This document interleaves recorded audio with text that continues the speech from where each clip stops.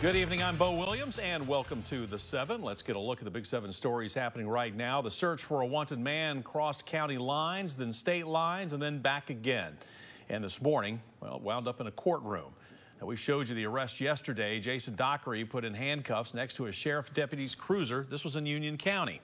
Anderson County Sheriff Russell Barker says capturing Dockery included the help of one woman who recognized him walking along Maynardville Highway and called police.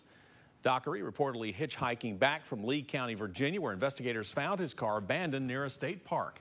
This all started with a shooting in Anderson County Tuesday afternoon. The victim, identified as Shiesty Mayberry, found dead along Moores Gap Road in the high school community. Are you Mr. Jason Robert Dockery? Yes, sir.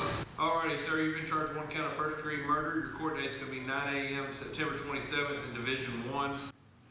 You heard him there saying, yes, sir, the only two words spoken by Dockery, appearing via video conference for his arraignment hearing this morning.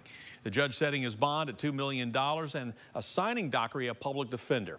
With the court process getting started, we asked Sheriff Barker today about Dockery and the victim. They clearly knew each other, but we're not sure if it was any kind of romantic or just in passing.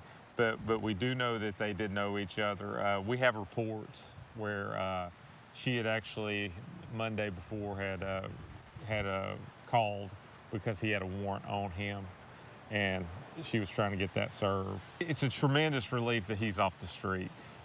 We've had manhunts before, but this was kind of our first whodunit, where we didn't really have a lead. Along with the murder charge, Dockery faces charges of a felony evading arrest, reckless endangerment, and child neglect. Investigators have been saying that before the chase, Dockery had a child in his car. According to the Anderson County Sheriff's Office, they're still investigating whether the child was in the car at the time of the shooting. Sheriff's Office has confirmed, however, that the child is safe. Let's check on a serious traffic slowdown for you today. It's been painfully slow going for drivers along Alcoa Highway between South Knoxville and McGee-Tyson Airport. What you see behind me here, this is a view from the TDOT SmartWay camera. This is near Topside Road. Again, you can see both lanes just moving oh so slowly northbound. This is really our closest view to the problem behind all of this. The incident is actually up at the intersection with Governor John Sevier Highway.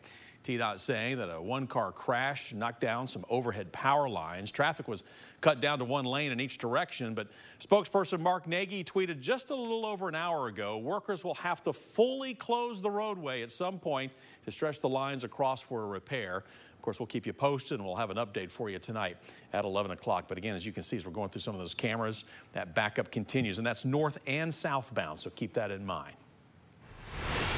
Back to our Big 7 list now, and answers about a deadly crash. Today we learned the driver who died at the scene was a 17-year-old boy from Louisville. The crash happening yesterday afternoon along Ebenezer Road in West Knox County.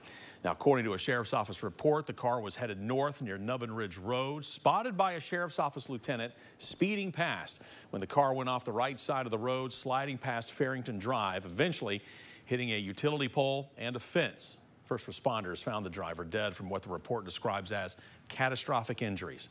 That report shows the teen was wearing his seatbelt. Our next Big 7 is 7 story for you: an arrest in a shooting that sent a woman to the hospital.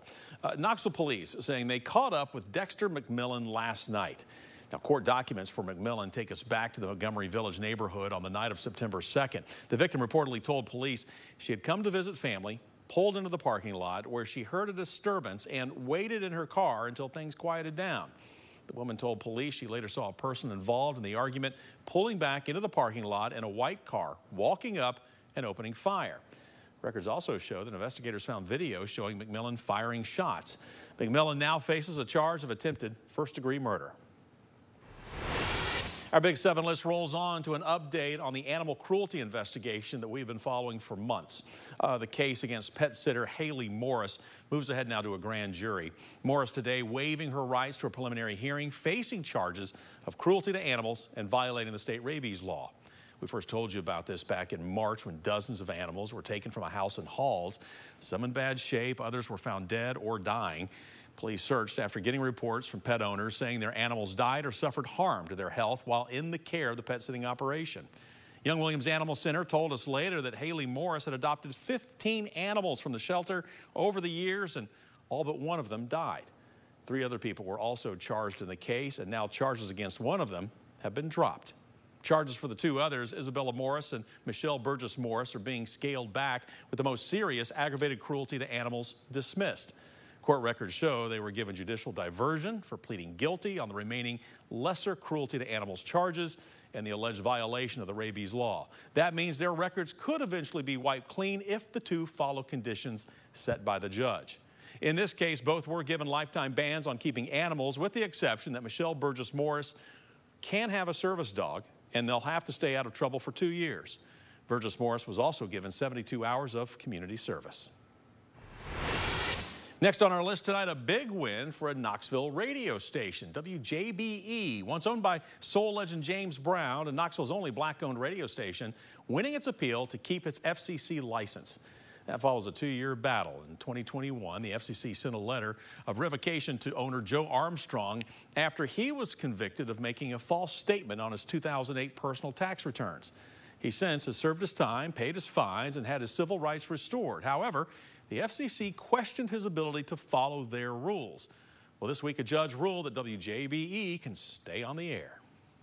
They saw that WJBE is an intricate part of the media, intricate part of Knoxville's culture, because we bring something that no other station in Knoxville brings, and that's perspective from the black community. And also we play R&B music and represent a lot of the faith-based entities throughout our community. The attorney from the Institute of Justice helping Armstrong and WJBE with this case said, quote, "The decision to let Joe continue broadcasting is a testament to his character and the work he did to revive a black community-focused radio station in his hometown." Well, big trouble for a teen in our next Big 7 at 7 story for you tonight. This takes us over to Greenville, where a teen is accused of trying to get away from police in a stolen car, ramming into a police cruiser, and then causing a crash along the way. It all happened yesterday just before 5 o'clock. Greenville police say they were trying to find a wanted juvenile suspect from Hamilton County and track them down to a business in Greenville Commons. The suspect apparently ran, jumped into a stolen car, and drove off. An arrest report tells us the suspect rammed into an officer's car and then drove into traffic, causing a crash along Highway US 11E. The Tennessee Highway Patrol says the suspect and the other driver were taken to the hospital for serious injuries. And we wrap up our Big 7 at 7 with a big game for the Big Orange. Tennessee enters the Swamp for their first true road test of the season tomorrow night. Reese Van Haften, Sam Rothman, they made the trip down to Gator territory this morning. Hey, and they made it. They're live in Gainesville with more ahead of tomorrow's matchup. Hey, guys. Hey, Bo, yes, we did make it. That's exactly right. And the wind, I didn't know it could be so windy. And my hair's up. That's when you know it's windy, yeah. Just waving like a flag on my shirt. And speaking of our shirts, it's so embarrassing. This was not planned at all. So embarrassing, But anyway, let's talk about the game, Sam. First time the Vols are looking for their first win at the Swamp since 2003. That's kind of a long 20 time. years, Yeah, 2 decades. Time. So, yeah, no better time to try to break the streak when the Vols coming off a lackluster performance last week against Austin Peay. Yeah, but there was one man who found the end zone, multiple men, but one man specifically that found the end zone, McAllen Castles. He's playing in his first SEC game ever. Got to be exciting to play in a stadium like this. I grew up watching Pac-12 games because I'm a West Coast guy, so you think about playing like Rice Eccles and like at Folsom Field.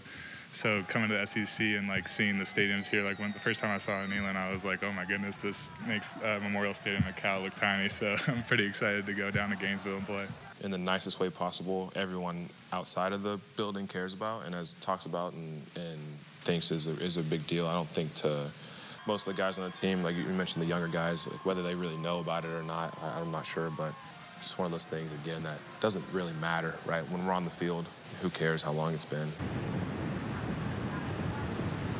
A lot of new faces with McAllen Castles. Very excited for this first SEC opener, and officially sold out, so it's going to be rocking at the Swamp tomorrow night. A lot of freshmen getting their first experience in an SEC game as well. Now, we've been standing out here for a while. We've had live shots at 5, 6, and now 7. We've seen plenty of fans walk by, Bo.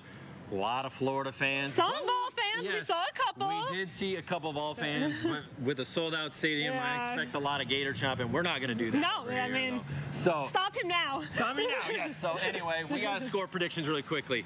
I think the Vols win 30-21. I think they win 27-21. All right, Bo, what's yours? Ooh, man, you always put me on the spot. Yeah, I'm going to go with 28-17. There you go, Vols, by the way. Yeah. Gotcha. Guys, thank you. Go see the Barbie movie. You're dressed to go watch it. All right, thanks, guys, for joining us again in Gainesville. We'll talk to you guys later.